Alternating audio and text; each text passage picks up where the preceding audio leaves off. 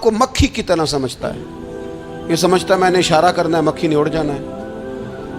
مومن کی علامت یہ ہے کہ وہ پہاڑ جانتا ہے اگر غلطی ہو جائے تو پہاڑ.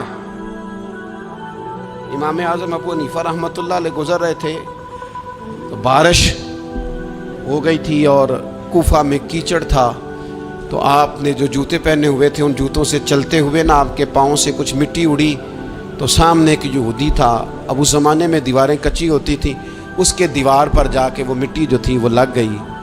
اب امام صاحب بڑے پریشان ہوئے کہ میں نے اس کی دیوار کو آلودہ کر دیا. یہاں تو لوگ اپنی اینٹیں رکھتے رکھتے کئیوں کی دیواریں توڑ ہی دیتے ہیں, اور پھر وہ اس پر ماننے کو بھی تیار نہیں ہوتے, تسلیم کرنے کو بھی تیار نہیں ہوتے. وہ کہتے ہیں پھر کیا ہو گیا, اب ہمارا یہاں گھر ہے تو ہم نے ٹرالی منگوانی نہیں تھی, ہمارا حق بنتا تھا.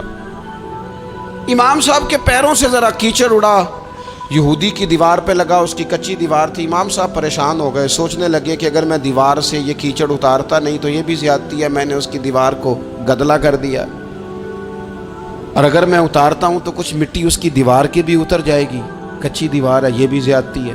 مومن گناہ کو پہاڑ کی طرح سمجھتا ہے کہ کہیں گر نہ جائے, اس کی بھی کہیں سزا نہ مل جائے.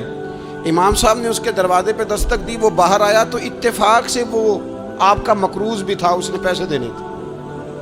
باہر نکلتے ہی کہنے لگا اوہ آپ تو قرض لینے آ گئے, میرے پاس تو ابھی گنجائش نہیں ادا کرنے کی. تو امام صاحب کہنے لگے تو قرض چھوڑ, وہ میں نے معاف کیا, میرے سے غلطی ہو گئی ہے. میں آ رہا تھا, لکڑی کے جوتے اس زمانے میں کھڑاؤں لوگوں نے پہنے ہوتے تھے, کہا وہ میرے پیروں سے ذرا کیچڑ اڑا ہے, تیری دیوار پہ لگ گیا ہے. اب میں بڑی دیر سے کھڑا سوچ رہا ہوں کہ اگر میں تیری دیوار صاف نہ کروں تو میں نے یہ میلی کر دی, گدلی کر دی, یہ بھی بات درست نہیں ہے, زیادتی. اور اگر میں اسے صاف کرتا ہوں کچی دیوار سے کچھ مٹی اتر جائے گی تو یہ بھی زیادتی ہے. اب تو بتا میں کیا کروں. تو بے موسمہ پھل تھا نا یہ, تو بے موسمہ پھل دیکھ کے بندہ حیران ہو جاتا ہے. جو باتیں روٹین میں نہ ہو رہی ہوں وہ ذرا انوکھی لگتی ہے, بندہ حیران ہو گیا. غور سے امام صاحب کا چہرہ دیکھنے لگا, غور سے چہرہ دیکھنے لگا. اور پھر تھوڑی دیر سوچنے کے بعد کہنے لگا حضور پہلے میں نے دین اسلام کے بارے میں پڑھا اور سنا تھا, آج میں نے دین دیکھا ہے. پہلے میں نے سنا تھا کہ دین اسلام اس طرح کا ہے, آج میں نے دین. ہم نہ پوری دنیا کے کافروں کو دین سنانا چاہتے ہیں, دکھانا نہیں چاہتے. ہم نیک نظر آنا چاہتے ہیں, نیک بننا نہیں چاہتے. ہم نیک نظر آنا چاہتے ہیں. نتیجہ کیا نکلتا ہے کہ کچھ عرصے کے بعد پتہ چل جاتا ہے بندہ کس لیول کا نیک ہے, کیا معیار ہے اس کی نیکیوں کا.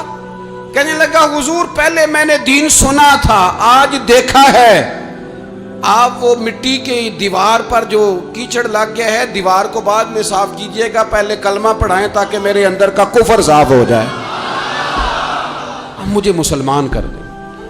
تو غافل آدمی جو ہوتا ہے نا وہ پھر تیسری بات, جب بندہ بہت زیادہ غافل ہو جاتا ہے پھر اعلانیہ گناہ کرنے لگتا ہے. ایک گناہ پھر اس کا اظہار گناہ. ایک بندہ حدیث پاک میں آتا ہے, ایک بندہ رات کو کوئی غلطی کرتا ہے, اللہ تعالیٰ اس پہ پردہ ڈال دیتا ہے, لیکن وہ سویرے خود لوگوں کو بتاتا پھرتا ہے میں نے یہ کیا, میں نے یہ کیا. جب آپ اظہار گناہ کرتے ہیں نا تو سامنے والا بھی دلیر ہوتا ہے, کہتا ہے اس نے کیا میں کر لوں گا تو پھر کیا ہوا. ہمارے علماء نے لکھا ہے کسی کی نماز قضا ہو جائے تو کسی کو بتائے نہ, قضا پڑھ ڈالے, اس کا جگہ جگہ ذکر نہ کرے. جب آپ کہیں گے نا میری قضا ہو گئی تو آپ کے ساتھ رہنے والا بچہ دوست سمجھے گا یار اس کی قضا ہو گئی ہے تو میری بھی ہو جائے گی تو کیا ہوگا. گناہ کرنا بھی گناہ ہے اور گناہ کا اظہار بھی گناہ ہے.